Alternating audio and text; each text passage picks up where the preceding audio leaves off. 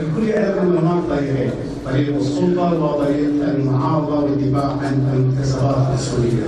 طريق السلطه كل الشعب الكويتي يعرفونه ويعرفونه بالجهاره والتطبيق وغيره. وطريق الحق اللي سلك ابناء الكويت الوطنيين. طريق السلطه مفروش بالورود، وطريق المعارضه مفروش بالشوك.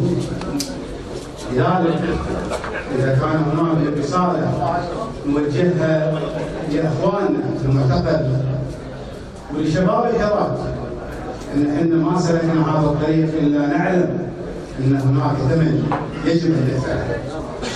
نعم هناك ثمن، ومعارضتنا ليست ثرى، ما خرجنا من أجل ثرى، إن خرجنا للإصلاح. لذلك نحن على استعداد ان ندفع ثمن. ليش ما يعملون السلطه؟ نحن على استعداد، والكلام هذا اعتقد وصلوا لنا اخواننا المعتقلين امس في رساله 3 سبع من البواحث من امام البواحث الجنائيه.